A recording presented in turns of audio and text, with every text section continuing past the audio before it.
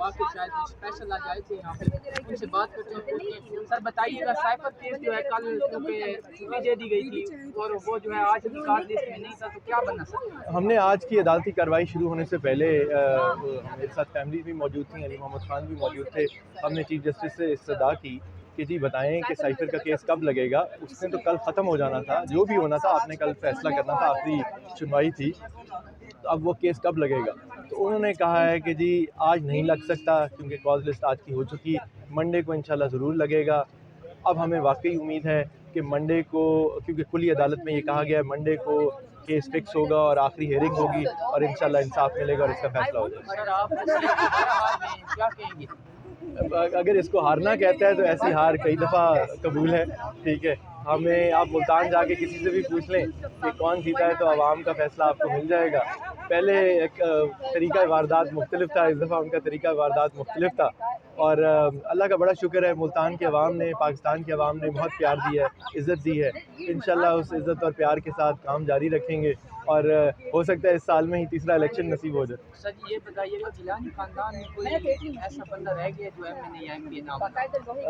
उनके मर्द हजरात में तो कोई नहीं रह गया। वो सुने आप अपने आप को 5G कहते हैं कि 5 मतलब बड़े नसीब की बात है, 5 मेंबरान हैं पार्लियामेंट हैं उनके ख़ानदान के, तो उनके ऊपर भी फिर अब बोझ होगा। जितने लोगों से वादे किए गए हैं नौकरियों के और कामों के, अल्लाह करे वो कुछ ना कुछ कर सकें हमारी मुल्तान के अवाम के लिए। लेकिन अफसोसनाक बात है, मैंने तो पहले भी बात की, मेरा गिला जो है वो तो मतलब निज़ाम पूरे से कि वो क्या चाहते हैं। तो और उनको भी पाकिस्तान पीपल्स पार्टी से भी है, उन्हें पूरे पाकिस्तान में, पूरे वसेब में, मुल्तान पूरे में कोई एक काबिल बंदा नहीं मिला था कि एक ही ख़ानदान के यके बाद दीगरे सबको पार्लियामान तक पहुँचाने की कोशिश भी, इस्तदा भी, गुजारिश भी।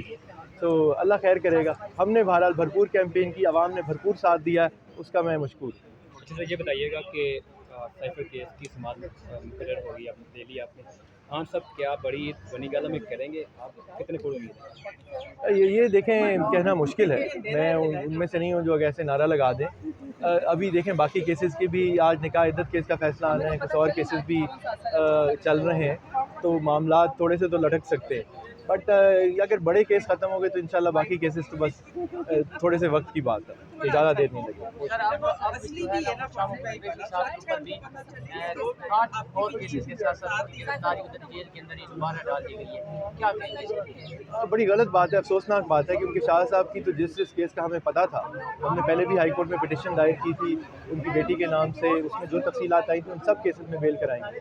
अब ये साल पुराने केस के अंदर किसी ज़िमनी बयान में उनका नाम डाल के और फजूल सी चीज़ के ऊपर 8 केसेस में एक ही बुनियाद के ऊपर उनको डाल दिया गया है, तो अफसोसनाक बात है। उससे तो यही लगता है कि सरकार को पता है कि साइफर केस ख़त्म होने वाला है, तो किसी और केस में उनको थोड़ी दिन और अंदर रखा जाए। खैर हमने फिर हाई कोर्ट में भी रिट की हुई है, हमें उम्मीद है कि कल हमें मज़ीद जवाब मिलेगा कि किन केसेस में शाह साहब दरकार हैं और हम उन पर भी कानूनी चाराजोई पूरी करेंगे। सर एक सवाल और बता दीजिएगा, कल छुट्टी 26 साल बाद की गई है और दूसरी तरफ ये भी कहा गया साइफर केस की समाअत की उस वजह से छुट्टी कर दी गई, कहीं पे फैसला ना सुना दिया जाए, तो क्या इसमें वाकई हकीकत है किस वजह छुट्टी की गई? तो देखें हम तो क्या सराइयाँ ही कर सकते हैं और मुसद्दक़ा खबर तो ये नहीं है, लेकिन अगर जो कहते हैं जो ज़्यादा आवाम सोचे वही होती है बात, शायद ऐसी कोई बात होगी। ठीक है।